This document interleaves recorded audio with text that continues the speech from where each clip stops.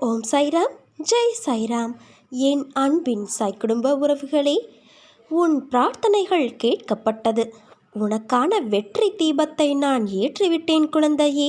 இனி உன் வாழ்க்கை ஒளிமயமாக மாறும். உன் முயற்சிக்கான பலனை நீ கண்டிப்பாக பெறுவாய். எப்போதும் ஞாபகம் வைத்துக்கொள், இப்போது இருக்கும் உன் நிலைதான் முடிவான ஒன்று என இருக்காதே.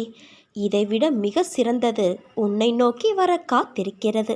வாழ்க்கையில் நீ ஓடும் இடமெல்லாம் துன்பமும் கஷ்டமும் அவமானமும் உன்னை நிழல் போல பின்தொடர்ந்த காலம் இப்போது உனக்கு கடந்த காலமாக மாறப்போகிறது. வெளிச்சம் என்ற நிகழ்காலத்தில் நீ பேரொளியாய் ஜொலிக்கப் போகிறாய். நீ வெற்றி பெறுவதற்கு என்ன விஷயங்களையெல்லாம் விட்டு கொடுத்தாய்? நீ சந்தித்த துன்பம், நம்பி உன்னை ஏமாற்றிய நபர்கள், சூழ்நிலை என அனைத்தும் உன்னை சூறாவளியாய் உன்னை சூழ்ந்த போதும் அதற்கு எதிராய் போராடி மேலோங்கி நின்றாய். உன் மனதைரியம் எத்தகையது?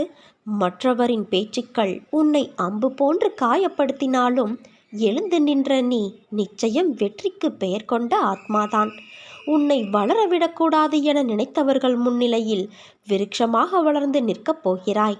அதற்கான தேடலில்தான் உன்னை நான் அனுமதித்துள்ளேன். உன்னை மாயை, விதி போன்ற எதிர்மறை நிழல்கள் உன்னை ஆட்டினாலும் உன் எதிர்மறை நேரம் உன்னையே உனக்கு எதிராக சந்திக்க வைத்த போதெல்லாம் அதை மீறி நீ எழுந்து நின்றாய்.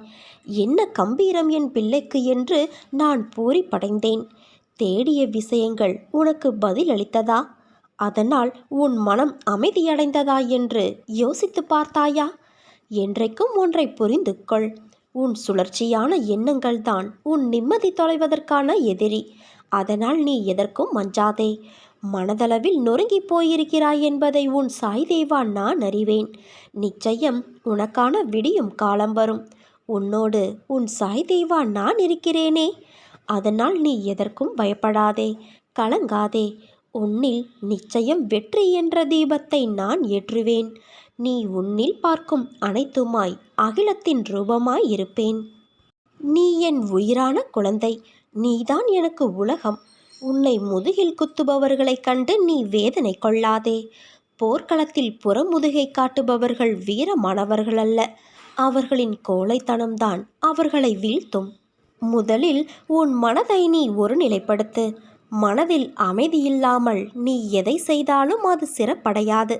எல்லோரும் உன் உள்ளத்தை காயப்படுத்தும் விதத்தில் நடந்து கொள்கிறார்களே என்று வருந்தாதே. நான் உன்னை பார்த்து கொள்கிறேன். இந்த வாழ்க்கையில் பொறுமையோடு இருப்பவனுக்கு அனைத்துமே தாமதமாகத்தான் கிடைக்கும். அது நிலைத்து நிற்கக்கூடியதாகவும் மனநிறைவோடும் கிடைக்கும்.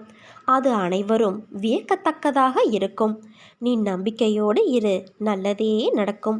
உன் சாய் இருக்க பயம் ஏன் உனக்கு?